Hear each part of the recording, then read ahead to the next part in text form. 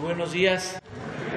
Bueno, primero enviar un abrazo al pueblo de Haití por el lamentable asesinato del presidente de ese país y de su esposa. Es algo que lamentamos mucho. El presidente de Haití, Jovenel Moïse, estuvo en el acto de toma de posición cuando asumí la presidencia de México. Recientemente estábamos por enviar 150,000 dosis de vacunas a Haití, que es un pueblo pobre, muy necesitado de la ayuda internacional, y esto que sucedió pues es muy lamentable. Vino con su esposa, que también falleció en esta ocasión, que fue la toma de posición. Le rendimos un homenaje, el pueblo y el gobierno de México. Bueno, vamos a iniciar esta conferencia hoy miércoles con el quién es quién en las mentiras de la semana.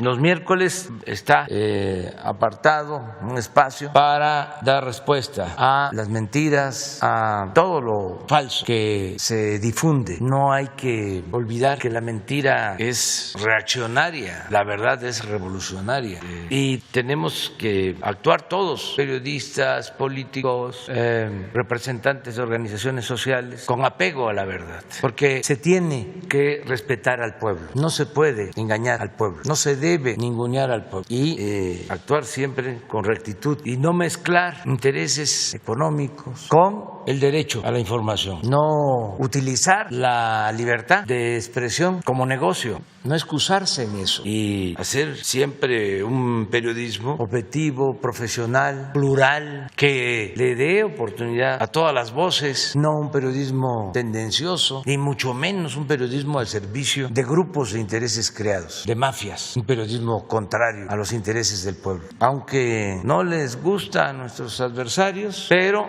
va a continuar la sección y le vamos a dar ya la palabra a Elizabeth para que nos comente qué hay en esta semana. Con su permiso, señor presidente. Bueno, esta semana, además de presentar el quién es quién en las mentiras de la semana, también vamos a presentar un monitoreo del INE sobre la campaña, el proceso electoral de este año. Bueno, primero que nada queremos agradecer el interés y el debate que se ha producido por la sección quién es quién en las mentiras de la semana.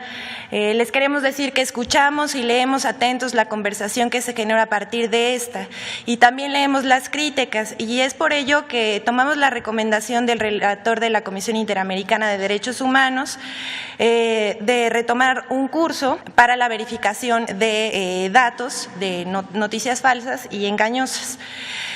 Nosotros queremos decirles desde este espacio, este es un espacio de diálogo circular, de debate democrático y libre expresión. Bueno, queremos primero empezar con un derecho de réplica que nos pidió Joaquín López Dóriga. Perdón. ¿Sí? ¿De una vez? Bueno, de una vez. Nos pidió un derecho de réplica a través de un tuit. Le pregunta al vocero de la presidencia: ¿me dices dónde está la mentira? Es mi derecho de réplica, espero la respuesta. Yo le pregunto a él, ¿no le parece un poco machista mencionar al vocero si lo dije yo? Bueno, vamos por partes. El 11 de junio vamos a desmantelar esta noticia falsa. El 11 de junio, Gaspar Vela, reportero de La Octava, publica un tuit sobre la gira del presidente Andrés Manuel López Obrador por Guerrero.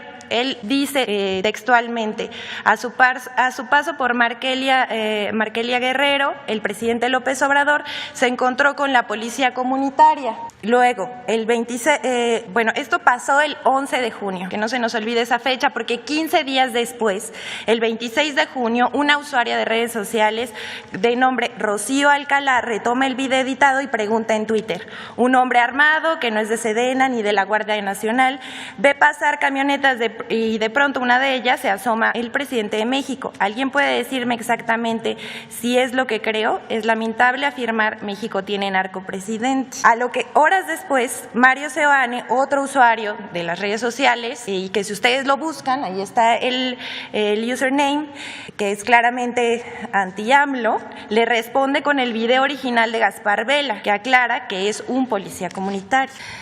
Bueno, al siguiente día, Rocío Alcalá, que es de donde salió el 26 de junio el tuit donde pregunta qué está pasando, agradece la precisión y aclara que aún siendo policía comunitaria, el presidente se pone en riesgo. Bueno, después de esto, el columnista del Universal, Salvador García Soto, publica el 27 de junio, un día después de que sale el tuit de Rocío, cita el video original, pero ignora el mensaje del reportero Gaspar Vela. Algo que, bueno, consideramos que es antiperiodístico, ir a la fuente, ignorar el mensaje original y manipular la información. Vamos a citar, dice: el presidente pasa junto a este sicario armado, asegurando que es un sicario armado, y parece que ni siquiera se percata de su presencia, que no le incomoda ni a él ni a la seguridad presidencial. ¿Será que sabe que los narcos lo cuidan? A lo que una hora más tarde, Joaquín López Dóriga cita el tuit: en riesgo, el presidente López Obrador pasa frente a un hombre armado como si nada. Ahí está el tuit. Y queremos nosotros decir, tanto Salvador García Soto como Joaquín López Dóriga ignoran la fuente original. En el caso de López Dóriga, pregunta de una manera que aparenta inocencia, pero abona la conversación sobre el narco, los sicarios y el presidente. Si el policía comunitario es una policía legal y constitucionalmente reconocida en Guerrero, ¿por qué tendría que reaccionar el presidente? O el señor López Dóriga tuitea sin saber lo que difunde, o lo hace de mala fe al ignorar que el reportero precisa que es un policía comunitario de Guerrero. Bueno, esta es nuestra respuesta ante este tuit. Nosotros consideramos que es un tuit engañoso y que nosotros estamos aclarando el punto. Bueno, queremos el siguiente derecho de réplica. ¿Sí? Vamos a las noticias. Bueno, esta nota la sacó el Universal. La siguiente, por favor. Fonatur eliminó críticas al Tren Maya en el informe que aprobó Hacienda. Bueno, nosotros queremos ante esta nota aclarar: Fonatur en ningún momento ocultó información. El Universal hizo una interpretación equivocada de la información a partir de su acceso a un documento de trabajo en su versión previa, por lo menos 2 meses, a la versión final registrada en el sistema de la Secretaría de Hacienda. A lo largo de la elaboración del análisis costo-beneficio se llevaron reuniones periódicas de seguimiento con la unidad de inversiones de la Secretaría de Hacienda. Lo anterior con el objetivo de tener retroalimentación para fortalecer la evaluación socioeconómica. El análisis costo-beneficio en sus versiones públicas e íntegras fue publicado el 8 de enero del 2020, con la actualización del 17 de junio del mismo año debido al cambio del trazo en el tramo 4. Ni Fonatur ni PwC ocultan información, tanto es así que el documento final del análisis costo-beneficio contiene oportunamente diversas referencias bibliográficas a los documentos originales del estudio de demanda y reporte de pretrazo. Tal parece que el Universal impulsa una campaña sensacionalista y tendenciosa contra el Tren Maya, descontextualizando la información a modo. Bueno, queremos también precisar una información. Queremos aclarar que, bueno, el Universal sostiene sin pruebas que desde la presidencia se ha amedrentado y criminalizado a los críticos del Tren Maya. Bueno, nosotros queremos aclarar que tanto Fonatur como las dependencias del gobierno federal involucradas en la construcción del Tren Maya mantienen un diálogo permanente con las comunidades y propietarios de las tierras por donde pasa la obra y se están atendiendo sus demandas y propuestas. Y en el caso de las organizaciones sociales y ambientales, no se ha criminalizado ni se ha acusado de traidor a ninguna organización, activista ni medio de comunicación. En un par de conferencias se expuso que muchas de esas organizaciones que se oponen al Tren Maya y otras obras del gobierno reciben recursos económicos de gobiernos extranjeros. Se hizo por considerar que se trata de un tema de interés público y así se dio a conocer. Decir que alguien recibe dinero del exterior es solo para que la gente sepa que las organizaciones como Mexicanos contra la Corrupción y la Impunidad reciben dinero del gobierno en Estados Unidos y es un hecho, no un ataque ni una criminalización. Bueno, y después de esta aclaración, queremos presentarles algo que nos pareció de suma importancia, que es el monitoreo del INE. En el proceso electoral de este año, el monitoreo de radio y televisión del INE sobre noticias del proceso electoral, la campaña de diputados federales de 2021. Tomamos como ejemplos los medios de la Ciudad de México y es en un periodo del 4 de abril de 2021 al 2 de junio del 2021. La siguiente, por favor. Bueno, esta es la página de internet que consultamos aquí en la Coordinación de Comunicación Social. Es un monitoreo de programas de radio y televisión que difunden noticias. Bueno, también aquí está. De aquí sacamos la información. Bueno, primero queremos presentar a Televisa. Este es Televisa. Bueno, de acuerdo al INE, en 2 meses de cobertura en sus noticieros, Televisa tuvo 13 menciones negativas al PAN, 9 al PRI y 10 del PRD. Tuvo una mención positiva por cada uno, frente a 30 menciones negativas de Morena por 5 positivas. Es un rango de 2 meses el monitoreo. La siguiente, por favor. Bueno, podemos ver la gráfica. Ahí está la gráfica. Morena tiene 30 menciones negativas frente a 13 de la oposición.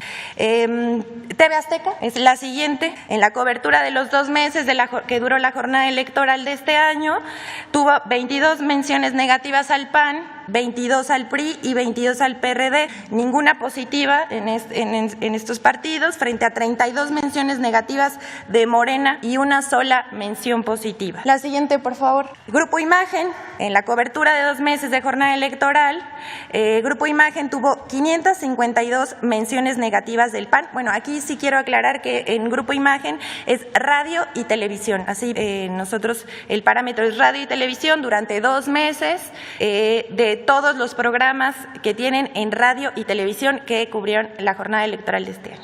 Tuvo 552 menciones negativas del PAN por 213 positivas, 567 del PRI y 404 del PRD. En cambio, Morena tuvo 1,599 menciones negativas, solo frente a 186 positivas. Es decir, Morena tuvo 3 veces más menciones negativas que los partidos de oposición. Repetimos, Morena tuvo 3 veces más menciones negativas que los partidos de oposición. Esto es Grupo Imagen. El Grupo Heraldo es la siguiente, por favor, gracias. En su cobertura de 2 meses, en los noticieros del Heraldo Televisión, tuvo 4 menciones negativas del PAN, 3 del PRI, 3 del PRD, una positiva para el PAN, una mención positiva para el PAN, frente a 40 menciones negativas de Morena por 3 positivas. MBS, la siguiente, por favor. En su cobertura de 3 meses, en sus noticieros, MBS tuvo 16 menciones negativas del PAN, 20 del PRI y 14 del PRD, frente a 126 menciones negativas de Morena. Multimedios, en su cobertura de 2 meses, en sus noticieros Multimedios tuvo 4 menciones negativas del PAN y una del PRI y 3 del PRD, frente a 3 menciones negativas de Morena y 0 positivas. Por último, Radio Fórmula, en su cobertura de 2 meses, durante la jornada electoral de este año, diputado federal en la Ciudad de México, tuvo 17 menciones negativas del PAN, 15 del PRI y 12 del PRD, por 2 positivas del PRI y del PAN, frente a 88 menciones negativas de Morena y 8 positivas. Sí, bueno, por noticiero también sacamos algunos datos que nos parecieron bastante relevantes. Por noticiero tenemos aquí a Ciro Gómez Leiva, que tiene 0 menciones negativas del PAN, 2 del PRI, 0 del PRD y 12 menciones negativas de Morena y ninguna positiva. La siguiente, por favor. Joaquín López Dóriga, por su parte, tiene 21 menciones negativas a Morena, 3 menciones negativas del PAN, 3 del PRI y 3 del PRD. Bueno, aquí también hay 4 positivas para Morena, 0 para el PAN, 0 para el PRI y 0 para el PRD. La siguiente, por favor. Carlos Loret de Mola, por su parte, tiene 13 menciones negativas contra Morena y 6 positivas del PAN, PRI, PRD, en los 3 casos. 3 menciones negativas. La siguiente, por favor. Francisco Sea, bueno, es un caso, porque sí se ensañó. 39 menciones negativas contra Morena, 2 menciones negativas para el PAN, 4 menciones negativas para el PRI y 4 para el PRD. Por último tenemos a Azucena Uresti, 17 menciones negativas para Morena, 0 para el PAN, 1 mención negativa para el PRI y 0 para el PRD. Es cuanto, presidente. Pues ya vieron cuánta pluralidad hay, equilibrio, objetividad, profesionalismo en los medios. ¿Cuándo se había visto esto? Nunca. Yo creo que desde los tiempos de Madero. Es un informe del INE, un monitoreo, es decir, una revisión, eso es un monitoreo, del contenido de las noticias. Ese trabajo lo llevó a cabo la UNAM. Es un documento oficial del INE sobre las pasadas elecciones. El comportamiento de medios de información convencionales solo en la Ciudad de México. Esto es lo que explica muchas cosas. No es atacar por atacar, no es un invento, es información oficial, es la realidad. Por eso consideramos importante que la gente se entere de este comportamiento tendencioso, sesgado, porque muchos se tragan estas mentiras, estos platos de mentiras. Por muy avispado que uno esté, por muy despierto que uno esté, frente a un bombardeo de estos, pues sí se llega uno a aturdir, duda. Es que esto es hasta violatorio de los derechos humanos, es una descarga constante de mentiras. Imagínense cómo termina un radioescucha, un lector de periódico, un televidente. Esto, además de todo, produce hasta odio. No tiene nada que ver esto con un periodismo objetivo, profesional. Ojalá y los dueños de estos medios revisen este comportamiento inmoral y le tengan respeto a los ciudadanos, al pueblo. No es un asunto nada más con nosotros, porque afortunadamente nosotros tenemos comunicación permanente, directa con la gente, y el pueblo de México, la mayoría, está muy consciente. Es un pueblo muy despierto. Entonces ya no tienen el efecto político que tenían antes los medios convencionales. El cuarto poder, que llegó a ser, si no el primero, sí el segundo poder, porque tenían más poder estos medios que el poder legislativo, que el poder judicial. Afortunadamente ya es otra realidad, la gente está más despierta, la verdad se abre paso y llega hasta los pueblos más apartados. Tan es así que les voy a presumir, ofrezco disculpas por anticipado, que no se enojen mucho nuestros adversarios. Además no hay que perder el sentido del humor, pero les voy a informar sobre una encuesta que se hace a nivel mundial sobre los presidentes. ¿Y qué creen? El de Tepeitán, ya saben quién, está en primer lugar en aprobación. Pero para que no vayan a decir que es un montaje, ¿por qué no ponemos presidente por presidente? Es el presidente Biden, el presidente Bolsonaro de Brasil, el de Italia, está también muy bien posicionado. Boris Johnson de Reino Unido, Macron, presidente de Francia, la canciller Angela Merkel también está bien. Es nuestro competidor principal. Modi de India, Corea, Australia también. Nosotros estamos arriba con 66%. De España, Pedro Sánchez, primer ministro de Japón, primer ministro de Canadá, Trudeau. Esto se hace permanentemente, es una encuesta telefónica, está en internet. Bueno, ahora sí, vamos. Buenos días, presidente. Nancy Flores, de la revista Contralínea. Ahora que estaba hablando de los medios, hay un tema que es muy interesante, que es la próxima consulta popular para juzgar a los expresidentes. En los pocos espacios que se le ha dado a este tema, porque además son muy reducidos, tanto en prensa escrita, y en prensa electrónica, en medios electrónicos, se ha tratado de imponer una idea, que es que esta consulta no vale la pena, o sea que es una pérdida de tiempo y además de dinero.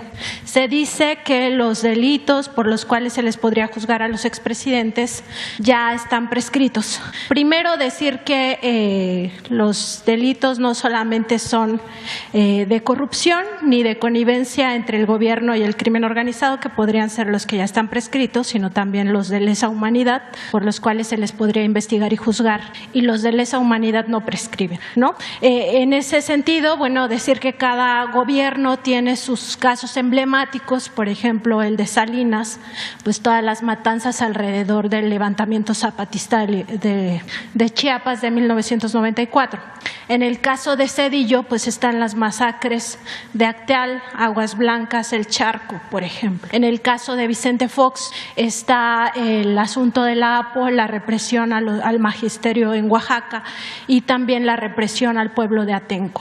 En el caso de Felipe Calderón nos llevaríamos mucho más del tiempo de la conferencia hablando de cada una de las masacres y de cada uno de los crímenes de lesa humanidad que se cometieron en ese sexenio. Incluso hay una solicitud ciudadana para una denuncia, en La Haya, en la Corte Penal Internacional en contra de este expresidente, pues por todos los crímenes de lesa humanidad que se cometieron durante su sexenio. Y en el caso de Enrique Peña Nieto, el caso emblemático, digamos, es el de los estudiantes normalistas, los 43 desaparecidos. Entonces, bueno, eso por una parte, no todos los delitos están prescritos, pero sobre todo, presidente, también que no existe esa idea, o más bien están tratando de posicionar esta idea de que no vale la pena porque juzgarlos ya no tendría ningún sentido, cuando en realidad lo que se hace, el ejercicio inédito que se va a hacer con esta consulta, pues es también un juicio social. O sea, no todo es un juicio jurídico, un juicio legal. Está el juicio de la historia y está el juicio social. Y ahí, bueno, lo que se espera pues es el repudio generalizado de la sociedad hacia estos 5 emblemáticos expresidentes que son la cara de la corrupción, ¿no? Y la cara de la impunidad. Entonces, su opinión, presidente, porque además pues es un ejercicio inédito, o sea, es algo que no ha acontecido nunca en nuestro país, ¿no? Es una forma que va a tener la sociedad para expresarse, a pesar de las pocas casillas que se van a instalar, porque también ya sabemos cómo se las gasta el INE. Entonces, su opinión sobre esto, presidente. Bueno, que en efecto es un procedimiento inédito, democrático, que tiene mucha fortaleza política y sobre todo moral. No es un asunto solo jurídico, es condenar a malos gobiernos y ayudar a la no repetición, porque antes los gobernantes abusaban, había autoritarismo, había represión, imperaba la corrupción y no se les tocaba ni con el pétalo de una rosa, se les aplaudía. Entonces, que la gente pueda juzgar, eso es la democracia. El pueblo tiene en todo momento el derecho de cambiar la forma de su gobierno. El pueblo es soberano, el pueblo es el que manda. ¿Por qué no se le va a dar la oportunidad a la gente de expresarse, de manifestarse? Además, está establecido en la Constitución el procedimiento, se cumplieron todos los trámites, fue una iniciativa que envió el Ejecutivo, la aprobó el Poder Legislativo y también fue aprobada la iniciativa por el Poder Judicial. Y ahora le toca ejecutar ese mandato al INE, pero como estamos viendo en el comportamiento reciente de los medios, los grupos de intereses creados, pues no quieren que se cuestionen estos casos. Durante más de 3 décadas no se hablaba en México de corrupción. Es más, y hay que repetirlo hasta el cansancio, la corrupción no estaba considerada como un delito, porque modificaron el Código Penal durante el gobierno de Salinas para que no se considerara delito grave la corrupción. Y todavía tuvieron la desfachatez, porque eso caracterizó a todo el periodo neoliberal, toda la política que impusieron durante 36 años, tuvieron la desfachatez con académicos y con intelectuales orgánicos de crear la Procuraduría Anticorrupción, cuando no estaba considerada la corrupción como delito. Pero ya ven cómo creaban organismos solo de fachada para simular. Es hasta ahora que se modifica la Constitución y ya es delito grave. Pero cuando crearon el organismo encargado de combatir la corrupción, el organismo anticorrupción, no era delito grave la corrupción. Entonces ya es tiempo de los cambios. Yo he dicho que no voy a participar y que incluso si votara lo haría en contra de estos juicios, porque se tiene que ver hacia adelante y yo pienso que lo mejor de todo es la no repetición y cambiar conductas y gobernar con honestidad y poner el ejemplo. Pero sí debe de mantenerse abierta una vía para que el presidente, quien esté, no se sienta absoluto. Entonces, por eso presenté la iniciativa y decirle a la gente que todos debemos de cumplir con nuestro propósito de ayudar a que haya democracia, legalidad, honestidad, un verdadero Estado de Derecho. Todos tenemos que ayudar y establecer como algo cotidiano la democracia participativa, no quedarnos solo en la democracia representativa. No solo es, ya se eligió al diputado, al senador, al gobernador, al presidente municipal, al presidente de la República por un periodo y ya, ellos deciden. No, el pueblo debe de tener siempre las riendas del poder en sus manos. El pueblo pone, el pueblo quita. En la democracia el pueblo manda. Entonces, sí hay que participar. También fue indebido y ojalá y se pueda hacer una reforma el que esté tan alto el porcentaje para que la consulta sea vinculatoria, que es parte de lo mismo. Cuando mandé la iniciativa, se modificó, estaba yo proponiendo, para no gastar y además para lograr más participación, que se hiciera el mismo día de la elección federal. Así como se llevó a cabo la elección federal, ese mismo día se iba a entregar, se podía entregar otra boleta y ahí se hacía la consulta. Pero no, decidieron, se opusieron que se hiciera ahora en agosto para que no participara la gente. Pero independientemente si se llega o no se llega al porcentaje, es un ejercicio democrático de primer orden. Y pues lo que está sucediendo con los medios es reafirmando lo que hemos venido diciendo, ¿no? De que estos temas no les importan, no hay difusión. Deberían de estar organizando mesas de debate de los que están a favor, de los que están en contra, opinando, informando. No. Sin embargo, existen las redes sociales y él corre la voz y yo espero que la gente participe, pero tienes mucha razón, es un procedimiento muy importante y se tiene que ir mejorando y no es un asunto de mala fe o de venganza. Yo me voy a someter a la revocación del mandato en marzo y la gente va a poder participar y ahí no hay porcentaje válido de participación. Si yo pierdo, me voy, renuncio, porque no es un asunto cuantitativo. ¿Para qué sirve una autoridad que no tiene respaldo ciudadano? Es como una hoja seca, es nada, es la nada. Entonces, en marzo, desde ahora convoco a mis adversarios, que así como se agruparon la pasada elección con todos sus medios, ahora de nuevo, porque es muy interesante, porque al final es un desafío y es el poder demostrar cómo va avanzando la conciencia ciudadana, el cambio de mentalidad del pueblo, que eso es lo más importante de todo, más que las obras materiales. Cuando cambia la mentalidad del pueblo, cambia todo. Hay veces que hay revoluciones y pérdida de vidas y violencia y no hay cambio de mentalidad. Y por eso, cuando hay una revolución y triunfa un grupo, si eso no va acompañado de un cambio de mentalidad amplio, colectivo, los que llegan se pueden echar a perder y fracasan las revoluciones. Hay muchísimos ejemplos de eso. Pero cuando los cambios van acompañados de un proceso de concientización colectiva, cuando no solo es una vanguardia, sino estamos hablando de millones de ciudadanos conscientes, pues esos son procesos irreversibles. Esos son procesos que fortalecen a las naciones, que las consolidan. Entonces, por eso no está mal que se lleven a cabo estos desafíos, que haya estas pruebas. Si la gente dice, pues no, hay que obedecer, y así tenemos que ir consolidando la democracia. Lo mismo el caso del fuero. ¿Cómo es de que al presidente no se le podía juzgar más que por traición a la patria? Eso se acaba. Al presidente se le puede juzgar por cualquier delito como a cualquier otro ciudadano. Ojalá y se quiten todos los fueros, no solo el del presidente, sino que se le quiten los fueros, el fuero a los gobernadores, a los diputados, a los senadores, a todos. Me costó trabajo que aprobaran esa iniciativa para quitar el fuero del presidente, porque comprendía originalmente a todos, ya después acepté nada más al presidente y así fue aprobado. Pero ya es un avance. Entonces, no a la impunidad en México. Ahora ahora que usted menciona esta parte de la no repetición, que es, digamos, lo más importante, pues también esta consulta no solamente se trata de si llegan o no llegan a ser juzgados los expresidentes, ¿no? Sino también está la parte de la investigación, investigar justamente esos delitos o esos crímenes, ¿no? En el caso de los delitos de corrupción, de los delitos de connivencia entre el gobierno y el crimen organizado, concretamente el narcotráfico, que podrían ya estar prescritos, pues lo importante sería saber que los mexicanos tengamos este derecho a saber qué es lo que nos pasó en todos esos sexenios, ¿no?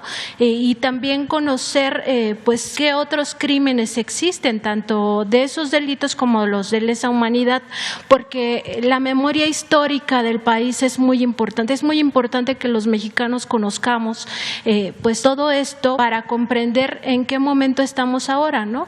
Hay muchos que dicen, ya lleva 2 años y medio en el gobierno y no puede acabar con la violencia. Bueno, para entender la violencia hay que tener esta memoria histórica. Entonces, aún si no es…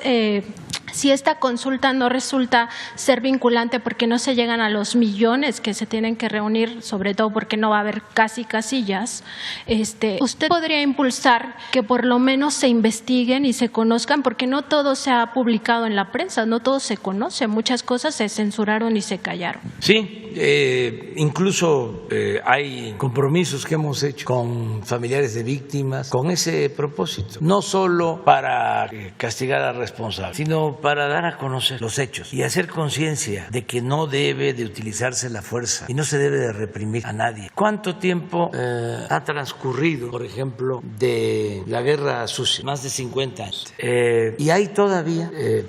no solo familiares de las víctimas, sino de los que llevaron a cabo acciones de represión. Y saben que lo más triste es que ellos, los que participaron en esos hechos, que son sobrevivientes, consideran que actuaron con heroísmo. Estoy hablando de las participaciones antes del 68, durante el 68, 71 del siglo pasado. Acabo de tener reuniones familiares de víctimas y Gobernación está haciendo un trabajo muy bueno, que es una relatoría, que es para eso, para lo que tú estás planteando, para no olvidar y que no se repitan esos. Lo mismo es el abrir los archivos, los expedientes de todos esos episodios de autoritarismo, que se investigue y se den a conocer por las nuevas generaciones, porque queremos vivir en paz, porque no es el camino a la violencia, no a la represión, no a la tortura, no a las masacres, y actuar de otra forma,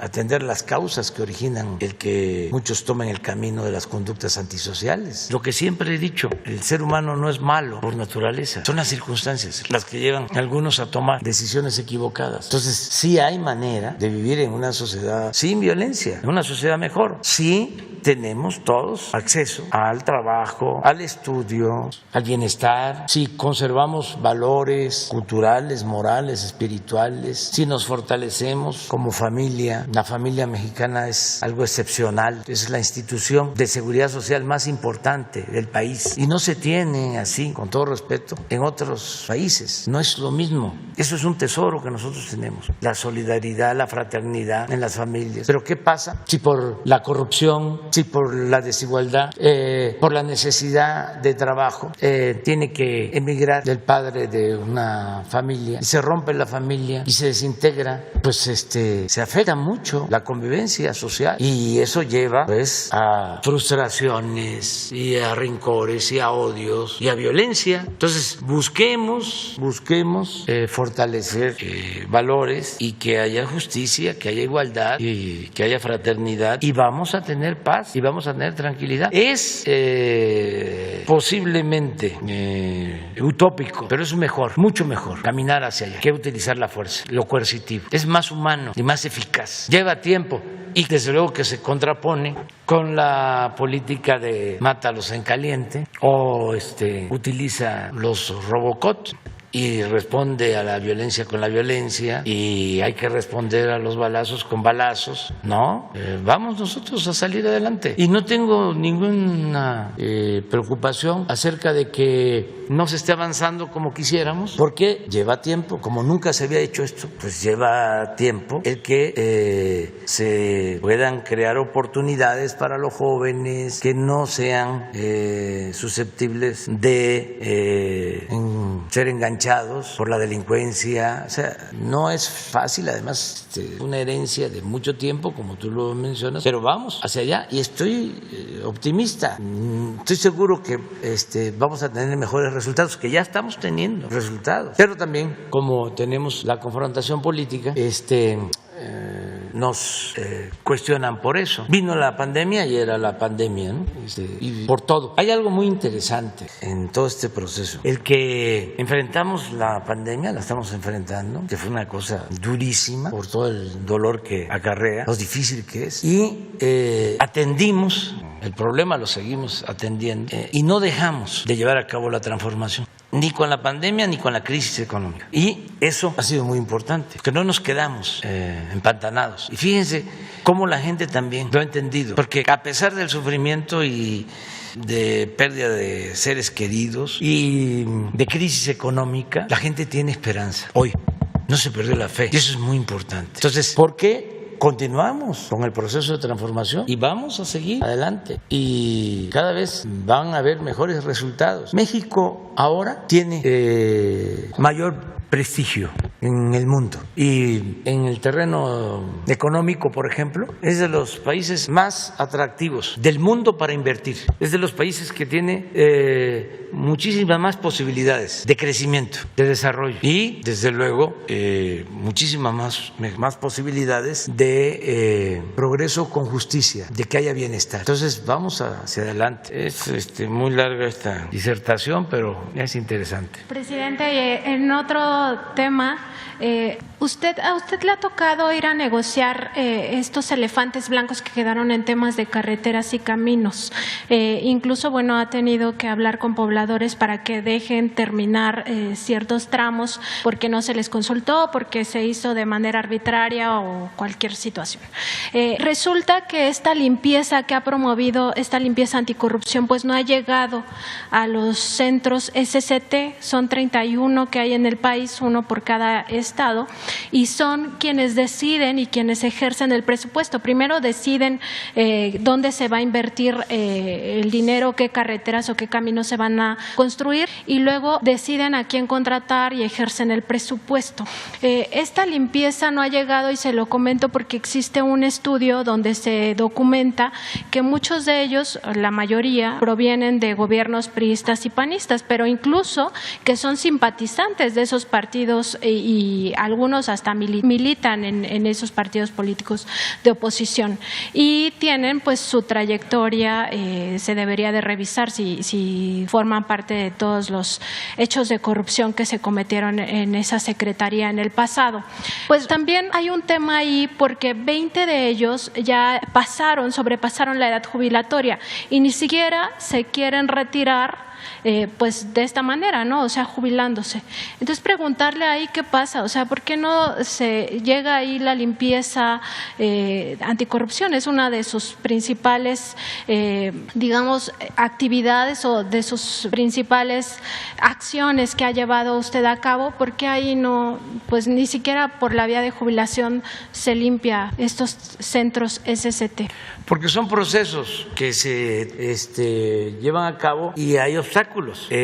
Estamos limpiando de arriba para abajo, pero hay herencias y en efecto eso que dices existe de quienes vienen del periodo neoliberal y tienen esas prácticas, no solo en comunicaciones y transporte, en Hacienda, en relaciones exteriores, en todos lados. En el caso de comunicaciones, ahora que hubieron las elecciones en Sonora, el delegado de comunicaciones y transporte del gobierno federal en un mitin con un candidato, y no era el candidato de Morena, Morena, porque si hubiese estado en un mitin con el candidato de Morena también hubiese sido suspendido, porque estamos planteando, no pueden los servidores públicos meterse, estamos hablando de que no deben de haber elecciones de Estado, que fue un ejemplo que se dio, como antes mandaban a los secretarios, no solo a los delegados de las secretarías, a los estados apoyar a los candidatos del partido en el gobierno. Bueno, pues este coordinador o delegado pues ya no está, eso ni se supo, pero hasta se tomó en la foto una selfie con el candidato en el mitin y cuesta trabajo ir haciendo conciencia incluso de quienes están en los círculos más cercanos a uno, porque son prácticas que vienen de tiempo atrás, o sea, de siglos, o sea, eso lo ven normal. Entonces, sí, los secretarios, secretarias, sí, los servidores públicos tienen que ir viendo todo eso. Constantemente estamos hablando de eso, de que ya no es lo mismo. Antes, por ejemplo, los secretarios desayunaban, comían, cenaban con los directores de los periódicos, los conductores de radio, de televisión. Entonces, yo les expreso, son libres, desayunen, coman, cenen, ¿no? Pero ya no es el tiempo de antes. Además, estos señores están en contra de la transformación del país, están a favor de la corrupción. ¿Para qué se van a reunir con ellos? Pues nada más les sopean. ¿Cómo era antes? Así, se reunía un columnista con un funcionario, lo sopeaba, el funcionario hablaba mal del otro y esa era la columna, ¿no? Nosotros nada más tenemos que informarle al pueblo y solo tenemos como amo al pueblo de México. Entonces son prácticas muy arraigadas. Están nuestros adversarios sorprendidos porque pensaban a lo mejor que iba a ser de otra forma o que iba a ser como en el 2000, que se habló de cambio y fue más de lo mismo. No, ahora es cambio. De verdad. Entonces, lo que dices es cierto y además me ayudas porque no solo es contestar preguntas aquí, sino también tomar acuerdos. Están escuchando, no solo los ciudadanos, los servidores públicos, porque imagínense cuándo termino si recibo a uno por uno. Así no, la vida pública cada vez más pública, o sea, es audiencia pública. Presidente, hoy se cumplen 2 meses de que se envió la nota diplomática a la Embajada de Estados Unidos por el tema de mexicanos contra la corrupción y la impunidad y todo este financiamiento que existe a organizaciones de parte de ese gobierno.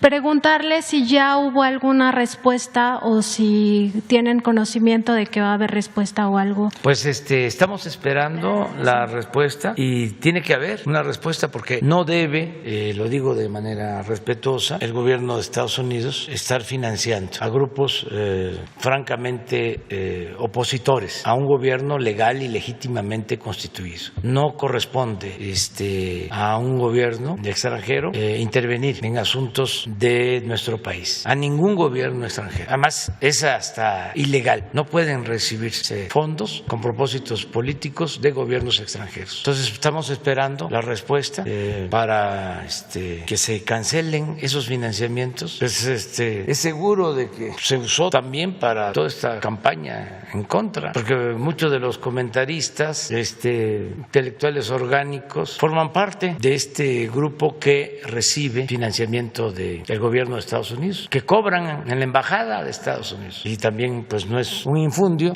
existen las pruebas, las facturas. Entonces ojalá y esto se mejore o se atienda y se resuelva. ¿Mande? ¿Cómo? Sí. Sí. Buenos días, señor presidente. Felipe Fierro, de tiempo.com.mx y Puente Libre. Brevemente, su opinión sobre la campaña que se inició en Juárez, más bien en El Paso, Texas, para vacunar a 50,000 trabajadores de la maquiladora. Son vacunas que consiguieron Estados Unidos las maquiladoras para sus trabajadores. Entonces, que nos diera su opinión. También ahí mismo, el juez del condado, Ricardo Samaniego, declaró en una entrevista al Diario de Juárez que está pidiendo a Biden que abra las fronteras y se compromete a vacunar a todos los mexicanos que crucen para que no tengan ese problema. ¿Cuál sería su opinión en este punto? Qué bien que me preguntas sobre eso. Decirle a la gente de Chihuahua, de la frontera, que estamos ya por iniciar la vacunación en los municipios fronterizos. Pero se excluyó a Juárez en el... Ahora lo explico, porque hubo una desinformación y por eso me importó mucho tu pregunta. Ya terminamos Baja California, ya terminamos Sonora. Con las vacunas que teníamos, que son Johnson & Johnson, nos alcanzó para Baja California, la franja fronteriza y parte de Sonora. Y ahora estamos utilizando Pfizer porque no podemos usar otro tipo de vacuna en la frontera. ¿Por qué? Porque en Estados Unidos, y desde luego que yo no estoy de acuerdo con eso, se le niega la entrada o no se acepta a quienes no son vacunados por estas farmacéuticas o con estas vacunas. Entonces no hacemos nada si vacunamos con CanSino, con AstraZeneca en la frontera, porque nos van a decir de que no se abre la frontera por ese propósito. Entonces estamos vacunando con Pfizer y hemos tenido ahora un problema de falta de abasto de esta vacuna porque se están ampliando sus plantas y van a tener 3 semanas que nos van a entregar menos dosis de la pactada. Sin embargo, ya comenzamos en Chihuahua, pero como Juárez requiere 500,000 dosis para vacunar de 18 hacia adelante, que ese es el propósito, nos está llevando tiempo. Vamos a empezar en otros municipios de la zona fronteriza con menos población, pero ya estamos por obtener las vacunas y ir a Juárez y vacunar a todos. No hace falta ningún acuerdo especial. Es un compromiso que nosotros tenemos de vacunar a todos los habitantes mayores de 18 años que viven en la zona fronteriza, con el propósito de que se abra la frontera. Esto lo estamos tratando con el gobierno de Estados Unidos. En otro punto, entonces, pero es muy importante porque de mala fe en Juárez, porque yo tengo informantes por todos lados, como millones de personas que me informan. Ya no hay, existe el CISEN, no hay espionaje, no hay espías, pero la gente constantemente me está informando. Entonces, con propósitos politiqueros, se habló de que estábamos nosotros dejando a Juárez sin vacunas. No, es esta circunstancia especial. Hacía falta informar. Son 2 vacunas que estamos aplicando, Johnson & Johnson y Pfizer. Sí, los directivos de las maquiladoras se han quejado de ese tiempo también. Sí. De que no les permiten importar y por eso hicieron este programa, pues prácticamente los llevan a vacunar a Estados Unidos. Sí, y nosotros no nos oponemos, pero decirle a la gente de Chihuahua, de la frontera, que nos llevó, teniendo la vacuna, 8 días vacunar los 6, ahora van a ser 7 municipios de Baja California. Ensenada, Tijuana, Tecate, Mexicali, Rosarito, San Quintín, todo. Y toda la frontera de Sonora ya está vacunada. Y ya empezamos en Chihuahua, porque así se decidió el programa. De 18 en adelante. Acabamos de comenzar con este plan. Llevamos 15 días, 20 cuando mucho. Y hemos avanzado y vamos a seguir avanzando. Entonces yo calculo que a más tardar en 15 días ya estamos en Juárez. En otra pregunta, señor presidente, ayer se reunió usted con la gobernadora electa Maru Campos, de Chihuahua precisamente. La pregunta es qué acuerdos concretos hubo, si los hubo, en materia básica, seguridad, salud, pobreza y situación financiera del Estado. Se habló de eso en general, pero sobre todo de la decisión de atender las necesidades de Chihuahua, independientemente de las banderías partidistas. Nosotros como autoridad tenemos que atender a todos, no se puede discriminar a nadie por razones de clase, creencia, ideas, partidos. Entonces tenemos las autoridades que ponernos de acuerdo. Hoy recibo al gobernador electo de Nuevo León y creo que por la tarde o mañana al gobernador electo de Querétaro. Entonces me estoy reuniendo con todos porque tenemos que trabajar juntos en beneficio del pueblo, independientemente de diferencias partidistas. Ya pasaron las elecciones y hay que ir hacia adelante. ¿Quién sigue? A ver, ¿quién tiene el micrófono? Con la compañera. Bueno, hola a todos y a todas. Soy Nuri Fernández de La Caracola. Buenos días, presidente. Buenos días, Elizabeth. Felicitarlos por esta sección. Y una pregunta relacionada con lo que acabamos de ver es la siguiente. Estamos viviendo un momento muy progresivo y eso se ve en lo que informa usted sobre la encuesta en la celebración del tercer aniversario, de que el 84% de los encuestados quieren un cambio. Estamos viviendo un momento en que la gente no está mirando tanto hacia atrás como hacia adelante. Incluso un hecho como el de la consulta tiene que ver con poner un punto final a lo que ha pasado hasta aquí.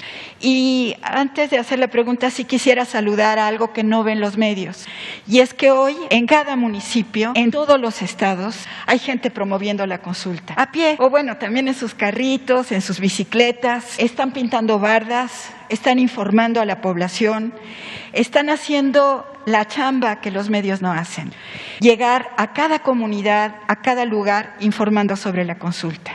Y en ese sentido, la pregunta, usted va a presentar una reforma constitucional sobre el INE y viendo este informe que nos plantean sobre cómo ha informado el INE en las elecciones y cómo se han comportado los medios, ¿sería posible que en esta reforma se tipificara como fraude la mentira y el manipular a la población por parte de los medios de comunicación?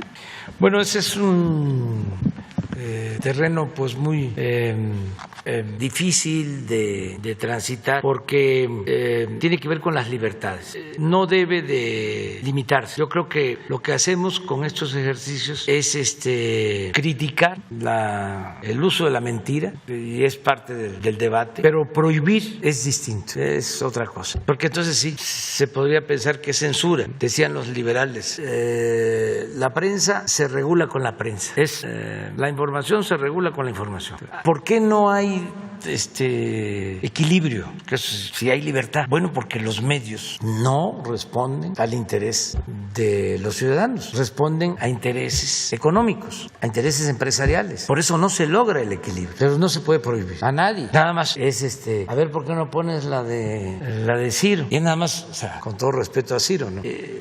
Se pasó 12-0, paliza, se diría en el béisbol. Pero hay otro, un Sea, señor Sea. ¿Cómo? Francisco Sea. No, ese 39-0. Digo, no puede ser, es muchísimo. Entonces, que le bajen una rayita, ¿no? Porque esto, pues es una vergüenza pública para todos. Pero no prohibir, es nada más tener esta oportunidad de estar informando. Antes no había. Yo recuerdo que íbamos a los pueblos cuando éramos opositores y les decía, ¿saben de que compraron un avión de lujo que cuesta 5,000, 7,000 millones de pesos y que no lo tiene ni Obama? Y les explicaba yo que es un avión para 240 pasajeros, pero lo adaptaron especial para 80 nada más y tiene recámara y tiene sala de juntas y se puede ir a Europa en 10 horas sin recarga de combustible. Y eso lo explicaba yo y le decía yo a la gente, estoy hablando de actos de 500, de 1,000 personas. A ver, que levanten la mano los que lo sabían. Y de esos 500,000 levantaban la mano, cuando mucho 10, y los que estaban. A ver, que levanten la mano los que no lo sabían. Todos. Ya habían comprado el avión, ya estaba el avión en funciones, volando. No se informaba a la gente. Por eso yo hablo de las benditas redes sociales, porque se avanzó, pero no del todo. Sí, desde luego fue algo excepcional, porque el que tiene un teléfono puede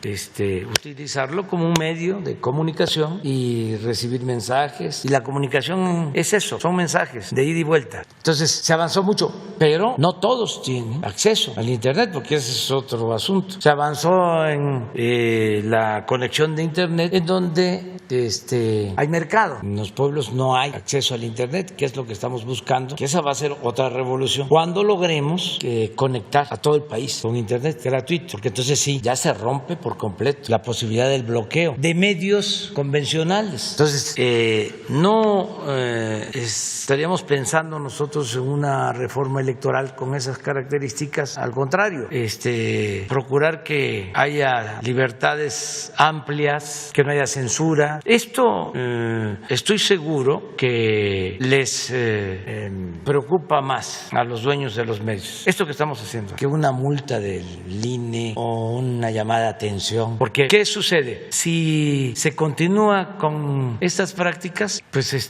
pierden credibilidad y ya no hay audiencias. Entonces, sí, yo creo que esto debe de llevar a un replanteamiento en los medios, independientemente de las diferencias que tengamos. A lo mejor los dueños ni se enteran, porque también hay inercias, así como estamos hablando de los delegados del gobierno federal, así también en los medios y en todo. Pues imagínense alguien que viene haciendo periodismo de una forma desde hace 40 años, 30, y que ya es otra realidad, te cuesta trabajo, pero sí es un tema a tratar. Sí, mi segunda pregunta tiene que ver con el proceso de paz. En estos días, en la conferencia, se ha tratado en varias ocasiones el tema de los cárteles, del narcotráfico y de la violencia.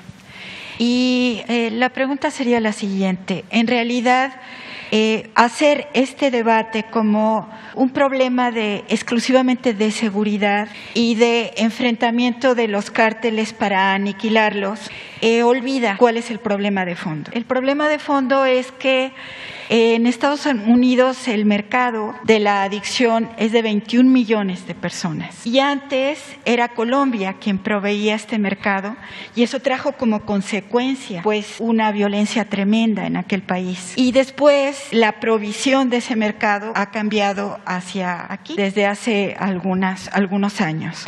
Entonces, en realidad el problema es un problema de fondo porque es un problema económico, no es un problema solamente de seguridad.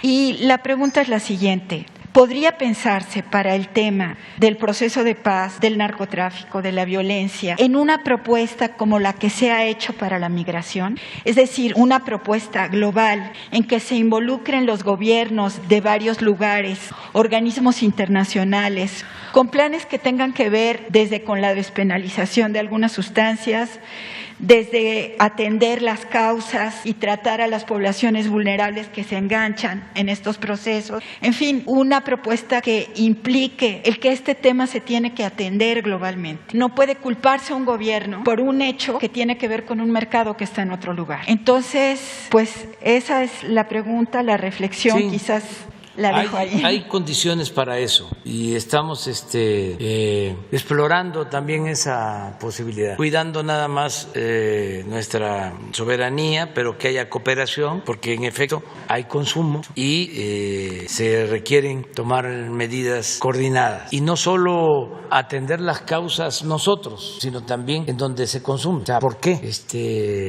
crece el consumo? ¿Qué está pasando en la sociedad? ¿O qué se está haciendo en los países donde más se consume para inhibir el consumo? ¿Qué se está haciendo con los jóvenes? ¿Qué opciones hay? ¿Qué alternativas hay? ¿Qué esperanzas, qué expectativas tienen los jóvenes? Y además, ¿qué información se les está transmitiendo a los jóvenes? Hay campañas en otros países sobre el daño de las drogas o son temas vedados, no tratados. Entonces, todo esto, ahora que nos reunimos con los senadores de Estados Unidos, una comisión de senadores del Partido Demócrata y del Partido Republicano, salió el tema, sobre todo lo que tiene que ver con las drogas químicas y en particular el fentanil, por el daño que ocasiona. Entonces, sí estamos buscando esa opción, esa alternativa. Y sin duda hay que seguir atendiendo a los jóvenes y atendiendo las necesidades de la gente. Eso es lo mejor de todo. Aquí aprovecho para decirle a los habitantes de Aguililla de que se llevó a cabo una reunión y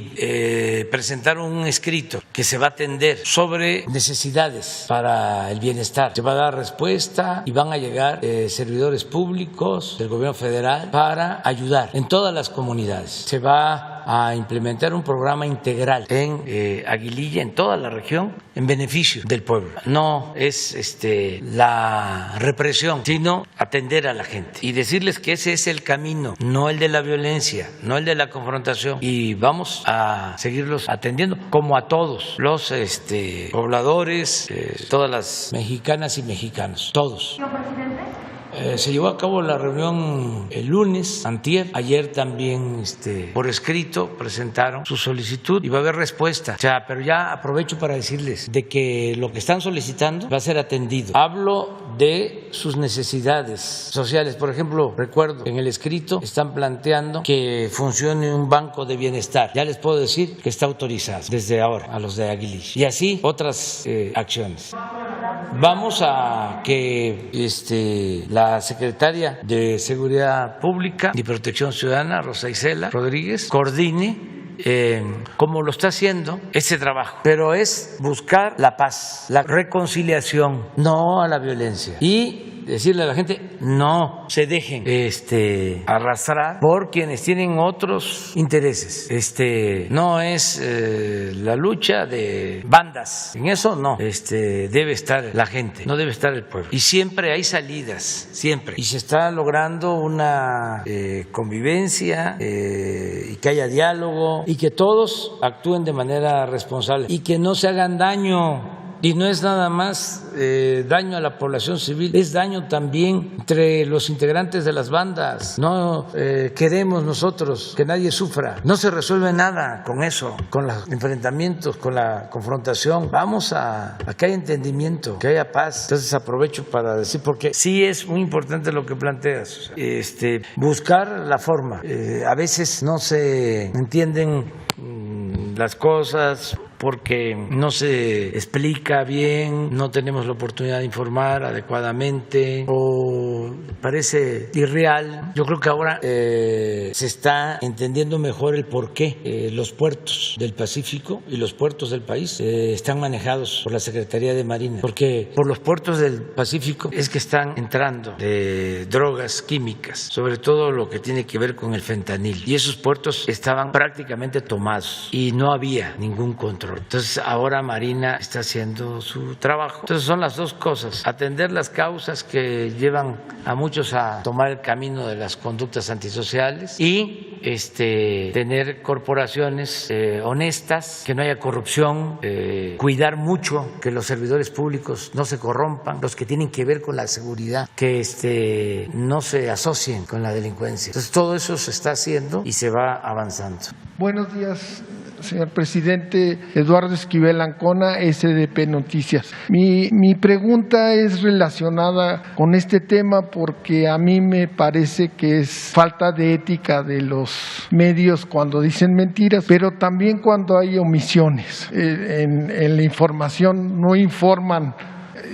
Muchas cosas hay vacíos y no se informa de lo que hacen mal en otras administraciones y esto.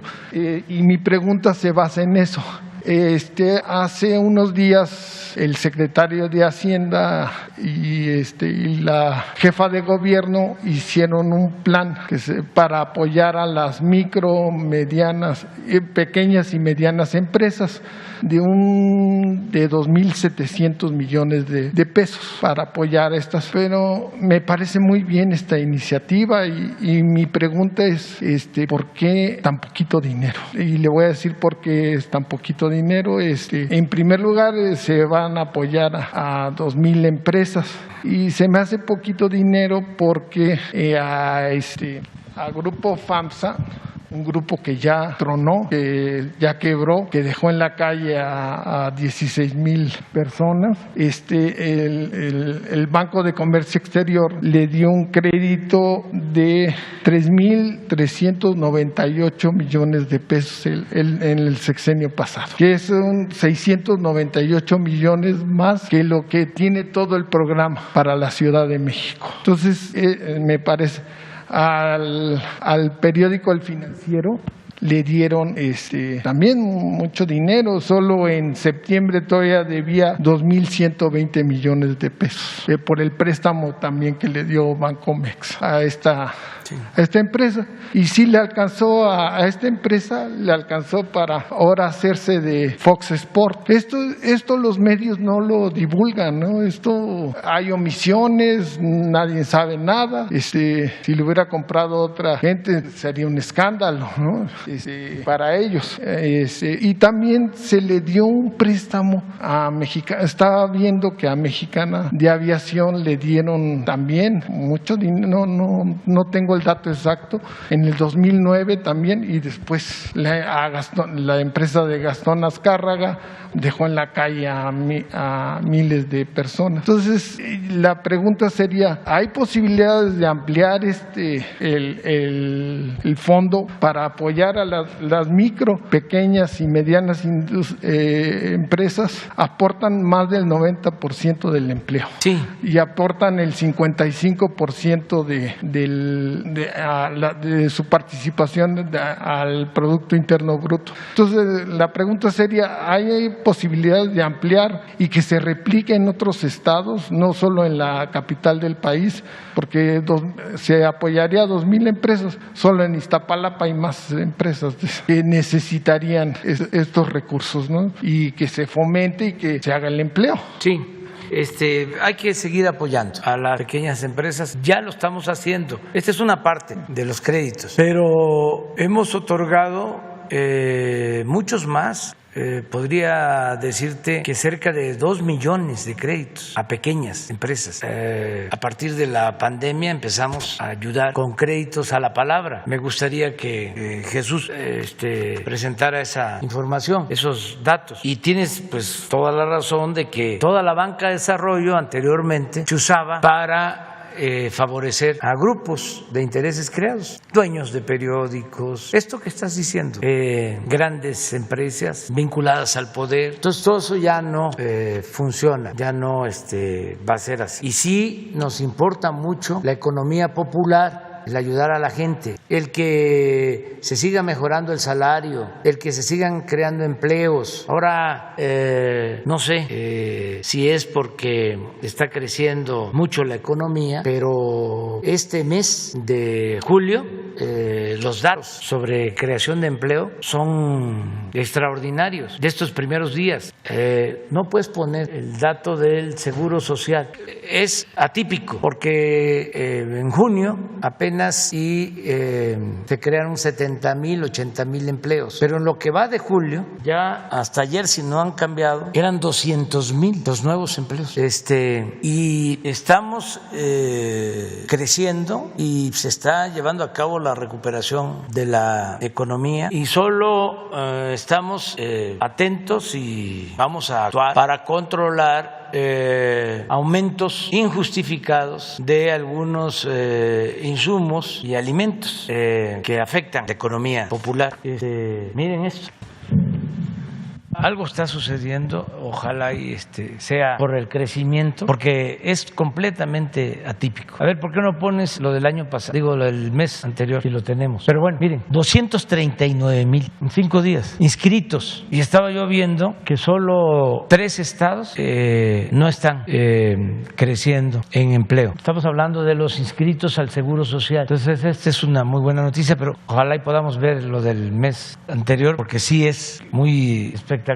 Si seguimos así, debemos de tener como, bueno, en mi informe hablé de que nos faltaban como 400,000, 450,000 empleos para llegar a los 20,600,000 que teníamos antes de la pandemia. Perdimos como 1,400,000 empleos. Pero si, miren, 55,000 en todo el mes. Entonces, ahí le vamos a encargar a Zoe que revisa y ojalá sea lo que estamos imaginando, porque si es así, en 2 meses más ya estamos con el número de empleos que teníamos antes de la pandemia, los 2,600,000, 20,600,000 empleos. Entonces vamos bien, pero como tocaste el tema, quiero aprovechar para mandar un mensaje a la gente.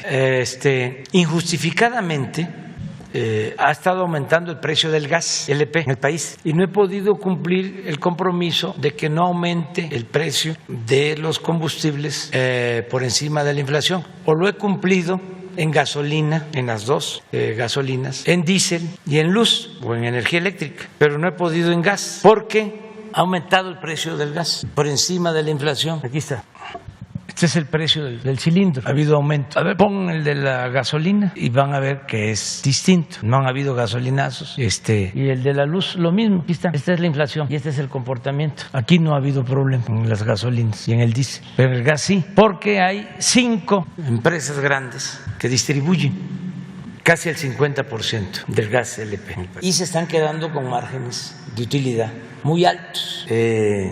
Pemex les vende a un precio y ellos venden al consumidor a un precio muy elevado. Mientras se establece un mecanismo de precio máximo, que lo vamos a establecer, también ya estamos preparando la creación de una empresa para distribuir gas a precio justo. Gas Bienestar se va a llamar y se van a vender cilindros de gas de 20, de 30 kilos a precios bajos en las colonias, sin que estas otras empresas particulares dejen de participar. Pero va a haber competencia porque no hay. Ese instituto de la competencia es un cero a la izquierda.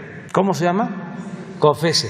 Y en el gas natural estamos haciendo algo parecido, porque tenemos excedentes. Tenemos muchísimo gas natural, porque una de las tranzas que hicieron, o de los negocios que hicieron, fue de que se compró gas al por mayor, porque se suponía que ese gas natural se iba a utilizar para crear plantas termoeléctricas que se iban a abastecer con ese gas. No se hicieron las plantas termoeléctricas, pero sí se compró el gas y ahora tenemos gas en exceso, que como quedaron contratos establecidos hay que estar pagando.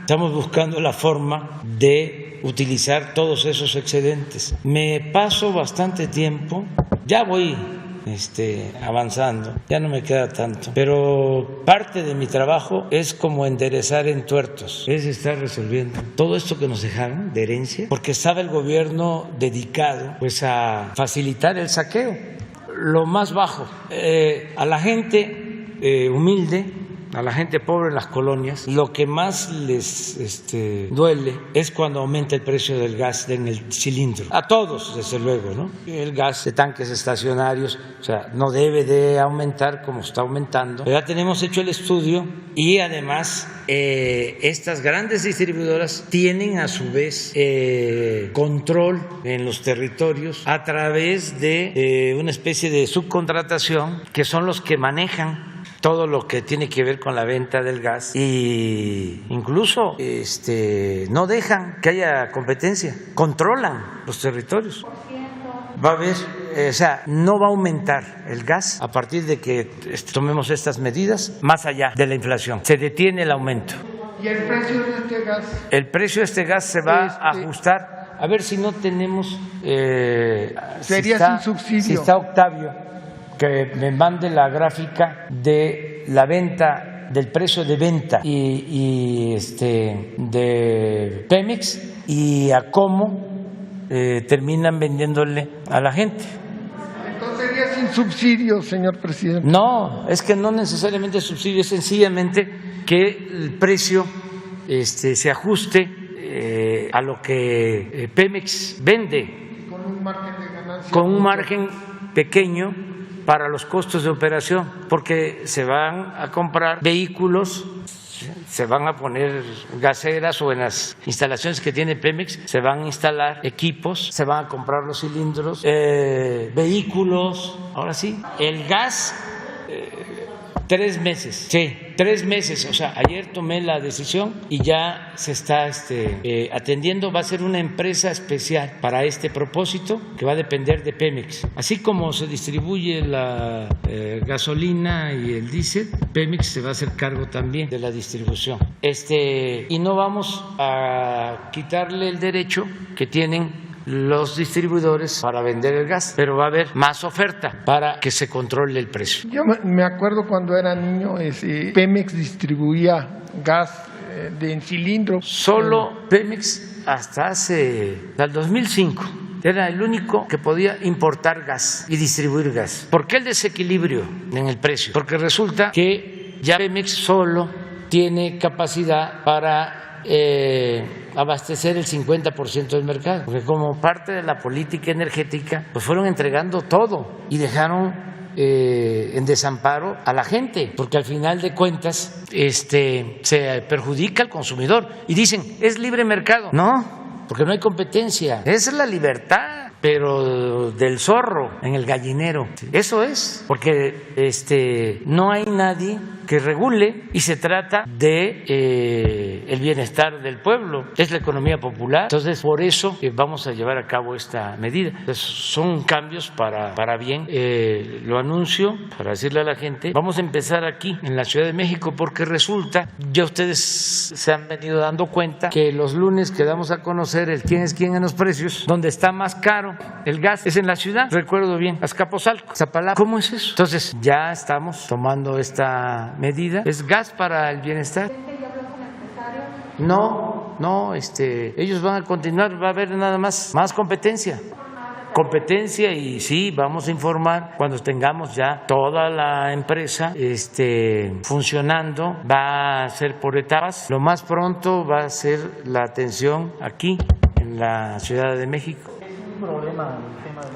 Vamos a ver que no tengamos ningún asunto de inseguridad, darle toda la garantía a la gente de que va a estar completo el cilindro, de que va a ser cilindro nuevo, seguro, que es para beneficio de la gente. Claro, estamos analizando el porcentaje de familias que utilizan cilindros. O sea, estamos empezando por lo que consideramos más fácil y además que ayude a la gente más humilde. ¿Sí? No, porque es una solicitud que hace Pemex a la CRE, una empresa en el mercado, como era antes. Sí, pero quería informar eso a partir de lo que tú estás planteando, de las decisiones que se están tomando. Entonces es un compromiso. Bueno, ya se nos pasó el tiempo. Nos vemos mañana. Dios, adiós.